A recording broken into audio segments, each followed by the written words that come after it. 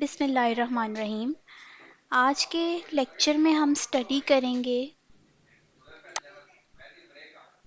Branches of biology.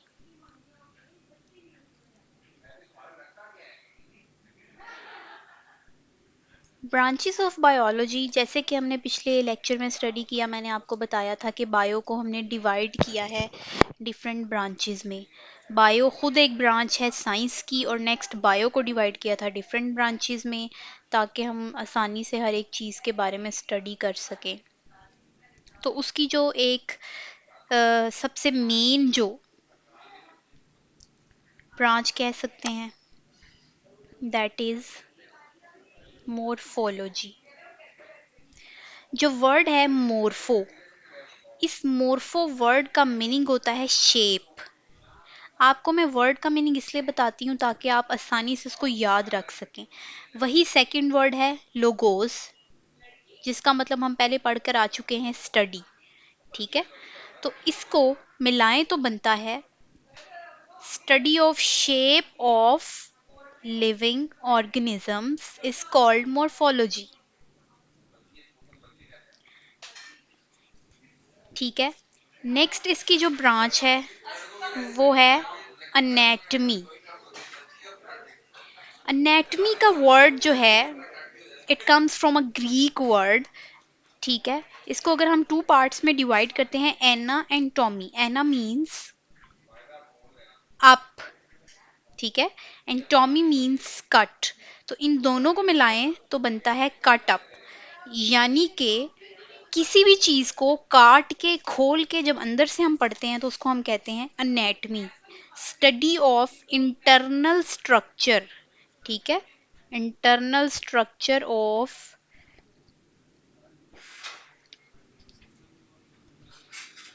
Study of internal structure is called anatomy. Anatomy biology की बहुत important एक branch है। इसकी एग्जांपल आप ये ले सकते हैं, जैसे देखें अब ह्यूमन बीइंग है, उसमें अगर फॉर एग्जांपल अगर हार्ट से रिलेटेड कोई डिजीज़ आ गई है, तो वो उसको हम ऊपर से बगैर देखे ट्रीट नहीं कर सकते। हमें नहीं पता कि उसका कोई वॉल्व बंद तो नहीं हो गया, कहीं पर ब्लड फ्लो रुक तो नहीं गया, कहीं किसी आर्टरी किसी वेन में कोई मसला तो नहीं हो गया। उस चीज़ को सॉर्ट आउट करने के लिए हमें जब तक उसको खोल कर नहीं देखेंगे हमें नहीं पता चलेगा। एक बंद चीज़ है, फॉर एग्जांपल अगर एक बंद जार है, उस जार के अंदर कोई चीज़ है, उसको हमने देखना है कि वो अंदर से उसका स्ट्रक्चर कैसा है, उसमें कोई मसला मसाइल तो नहीं है, वो ठीक है, तो उसको हम ऊपर से देखेंगे तो हम नहीं देख सकते जब तक हम उस जार का ढक्कन खोल कर उसको अंदर से अच्छी तरह नहीं देखेंगे। अगर अच्छी तरह देखेंगे नहीं तो उस मसले को हम अच्छी तरीके से हल नहीं कर सकेंगे। इसलिए एनाटमी बायो की एक बहुत इंपॉर्टेंट ब्रांच है कि स्टडी ऑफ इंटरनल स्ट्रक्चर्स के अंदर से देखना कि वो ठीक है, उनमें कोई मसला मसाइल तो नहीं है, उसको स्टडी करना, उसके किस तरीके से उसमें ब्लड फ्लो है हमारी आर्टरीज में, वेन्स में, हर चीज़ में, लिविंग ऑर्गेनिज्म के इंटरनल स्ट्रक्चर की स्टडी को हम एनाटमी कहते हैं। ठीक है, नेक्स्ट ब्रांच पर आ जाते हैं, that is pharmacology. Pharmacology is a term derived from Greek word that is Pharmacon. Pharmacon का मतलब होता है ड्रग। ठीक है, और वही आगे लोगोस मींस साइंस या स्टडी। तो ये वो ब्रांच है जो हमारी deals with the drugs. Drugs मतलब मेडिसन्स। ठीक है, जो हमारी मेडिसन के साथ रिलेट करती है। जैसे अगर कोई मेडिसन है, फॉर एग्जांपल बहुत कॉमन सी मेडिसन ले लेते हैं, पैनाडोल। पैनाडोल किस तरह बनती है, इसमें क्या क्या होता है, ये किस लिए यूज़ होती है, इसके साइड इफ़ेक्ट्स क्या होते हैं, पैनाडोल की ओरिजिन क्या है। ठीक है, मेडिसन कोई भी निकली किधर से है, उसकी ओरिजिन क्या है, हर चीज़ को जो हम स्टडी करते हैं वो हम करते हैं फार्माकोलॉजी में। इसकी कंपोजिशन, इसका थेराप्यूटिक यूज, इसका एक्शन इन बॉडी। ठीक है, मेडिसिन एक्शन इन बॉडी क्या है, हर चीज रिलेटेड जो है आपकी ड्रग्स से, मेडिसिन से, वो एक ही फील्ड में स्टडी होती है, दैट इज फार्माकोलॉजी। नेक्स्ट पे आ जाते हैं। नेक्स्ट हमारी जो इसकी ब्रांच है,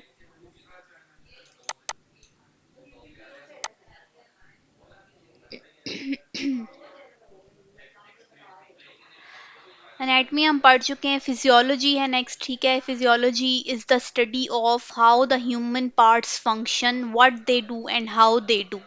किस तरीके से ह्यूमन बॉडी के जो पार्ट्स हैं वो काम करते हैं। ये आपके सामने एक बॉडी है, ठीक है।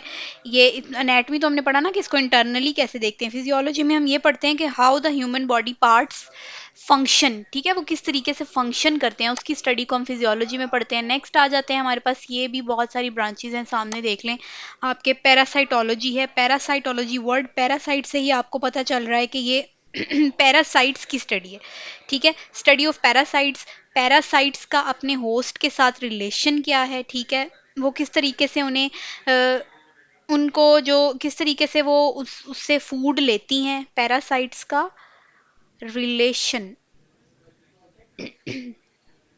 रिलेशन ऑफ पैरासाइट्स, इंटरेक्शन या रिलेशन कह सकते हैं पैरासाइट का अपने होस्ट के साथ, उसको हम कहते हैं पैरासाइटोलॉजी। नेक्स्ट आ जाता है pathology. Pathology is the study of nature of disease, ठीक है। पैथो का मतलब ही डिजीज होता है, disease and it's cause. For example अगर कोई डिजीज है, उसकी वजह क्या है, वो किस तरह हमारी बॉडी में आ रही है, उसकी वजह से हमारी बॉडी पे क्या इफेक्ट हो रहा है, वो सब कुछ हम स्टडी करते हैं पैथोलॉजी में। फार्माकोलॉजी हम पढ़ चुके हैं, फिजियोलॉजी भी हम देख चुके हैं। वायरोलॉजी में आ जाता है स्टडी ऑफ वायरसेस, ठीक है, जो यानी वायरस की स्टडी, वो किस तरीके से हमें हार्म कर सकता है, उसको हम कहते हैं वायरोलॉजी। नेक्स्ट आ जाती है एक और मेन ब्रांच, जेनेटिक्स, ठीक है। जेनेटिक्स आपको नाम से पता चल रहा है, ठीक है। जीन्स, जीन्स क्या होते हैं, जो जेनेटिक वेरिएशंस जो जीन्स पास करते हैं एक जनरेशन से, from one generation to the next, to next. जैसे अगर किसी फैमिली में ब्लू आइज का कॉन्सेप्ट है, ठीक है, अगर उनकी ब्लू आइज, उनके पेरेंट्स में से one of their parents have blue eyes, तो वो नेक्स्ट जनरेशन में पास होंगी, उनके ऑफस्प्रिंग जो होंगे उनमें से भी किसी की ब्लू आइज होंगी, ठीक है। वो ये जो चीज पास आउट हुई है एक जनरेशन से नेक्स्ट में, उसको कहते हैं हम जेनेटिक्स। तो इस चीज की स्टडी को, study of genes, study of heredity, generation in living organisms, ठीक है, उसको जेनेटिक वेरिएशंस जो आती हैं हमारी, यानी अगर कोई इसमें इश्यूज भी अगर आते हैं, तो वो सारे जिस फील्ड में हम स्टडी करते हैं उसको हम जेनेटिक्स कहते हैं, ठीक है। एक और ब्रांच हमारे पास नेक्स्ट आ जाती है सेल बायोलॉजी। ये आपकी बुक में सारी डेफिनेशंस मौजूद हैं, ठीक है। सेल बायोलॉजी, सेल बायोलॉजी से जैसे नाम है सेल, अगर फॉर एग्जांपल हम कोई टॉय लेते हैं, उसका मोस्ट इंपॉर्टेंट पार्ट क्या होता है, सेल। अगर उसमें सेल नहीं है तो वो नहीं चलता, वो यूजलेस होता है। इसी तरह हमारी बॉडी में भी छोटे छोटे सेल्स होते हैं, ठीक है। कोई भी अगर ऑर्गन है, फॉर एग्जांपल किडनी है या कुछ भी है, उसमें छोटे छोटे सेल्स भी होते हैं जो फंक्शन कर रहे होते हैं, ठीक है, जिससे हमारी बॉडी का सारे जो सारा सिस्टम है वो चल रहा होता है, तो उनकी स्टडी को कहते हैं सेल बायोलॉजी, ठीक है। उसके बाद नेक्स्ट आपकी आ जाती है हिस्टोलॉजी। हिस्टोलॉजी में क्या है, हिस्टो, हिस्टो वर्ड का मतलब होता है टिश्यू, ठीक है। हिस्टो का वर्ड मतलब होता है टिश्यू। तो study of tissue, detailed study जिसमें हम करते हैं, ठीक है, स्टडी ऑफ टिश्यू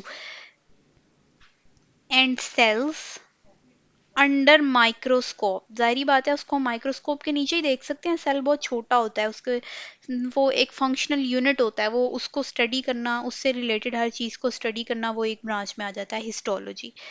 उसके बाद आ जाता है नेक्स्ट, हम चले जाएंगे ब्रांच है आपके पास एम्ब्रियोलॉजी।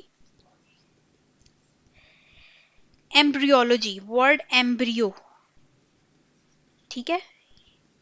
ह्यूमन बीइंग जो है वो एक छोटे से सबसे पहले एक छोटा फीटस होता है, फीटस से पहले वो एक एम्ब्रियो होता है, ठीक है, जिसमें जिससे वो नेक्स्ट एक ह्यूमन बीइंग बनता है। तो वो एम्ब्रियो जो है उसकी स्टडी को हम कहते हैं एम्ब्रियोलॉजी। उसकी फॉर्मेशन कैसे हुई है, ठीक है, वो बना कैसे है, उसकी ग्रोथ कैसे हो रही है, उसको वो उसकी डेवलपमेंट, हर चीज़ को हम स्टडी करते हैं एम्ब्रियोलॉजी में, ठीक है।